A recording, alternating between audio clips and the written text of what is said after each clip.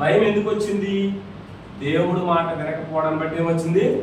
చూడండి, పిల్లలు తల్లిదండ్రులకి ఎప్పుడు భయపడతారు? రే వీరి వల్ల డబ్బులు పెట్టినరా తీయొద్దురా అని చెప్పేసాడు. మమ్మీ డాడీ వచ్చేటప్పటికి ఇది ఏం చేశాడు?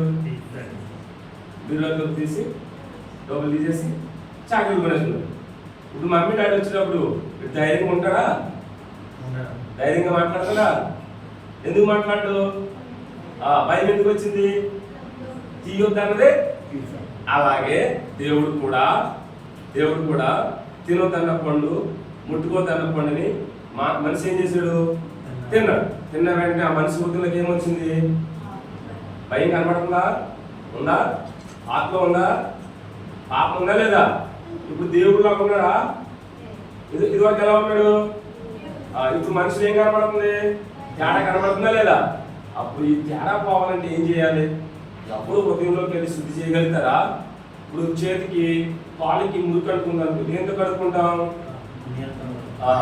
మరి లోపల హృదయానికి పాపం అంటుకుంది, మరి దేంతో కడుక్కోవాలి? వాటర్ కాదు. ఎలాగో తెలుసా?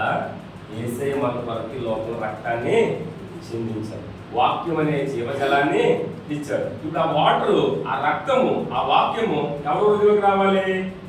చెప్పాలి, మనిషి హృదయంలోకి రావాలి. ఆ యేసయ్య రక్తం మనిషి హృదయంలోకి వచ్చినప్పుడు ఏం జరుగుతుందో తెలుసా?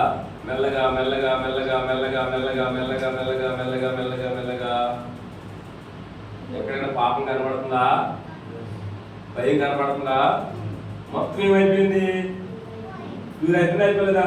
ఇప్పుడు చూడండి, ఇప్పుడు ఈ వ్యక్తి ఎవరితో కలిసాడు? యేసయ్యతో, వాక్యంతో, యేసయ్యతో వాక్యంతో చర్చిలో ప్రార్థనలో ఉంటూ ఉండగా ఒకరోజు ఏమైపోయాడు? ఎలా ఉన్నాడు? మంచిగా ఉన్నాడు లేదా? క్లాస్ కొట్టాలి. మనలో కూడా అబద్ధం, దొంగతనం, చెడు, మోసం, ఎన్నో భయాలు ఉన్నాయి లేవా? ఉన్నాయి లేవా? ఇవన్నిటి నుంచి మనం మంచిగా మారిపోవాలంటే మనం ఎవరితో రావాలి? వాక్యం అనే వాటర్ని ఎక్కడ పోసుకోవాలి? హృదయంలో. అందుకే దేవుడి మాటలు వినాలి. విన్న వాక్యం ఏం చేయాలి? చదవాలి. ఓకేనా?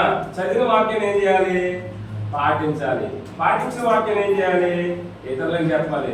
అప్పుడు మన హృదయం ఎలా ఉంటుంది? ఎలా ఉంది? ఓకే, ఇప్పుడు యేసయ్య ఎందుకు వచ్చారు తెలుసా? భయంతో, పాపంతో ఉన్న మన హృదయాన్ని ఏం చేయడానికి వచ్చాడు ఆయన? ఏం జరిగింది ఇక్కడ? చెప్పాలి. వెరీ గుడ్, క్లాస్ పట్టండి రా. ప్రైజ్ అన్ని వీడికి కదా, ప్రైజ్ అన్ని వీడికే. సరే, పెద్ద ప్రైజ్ ఇచ్చేస్తున్నాను. క్లాస్ కొట్టాలి.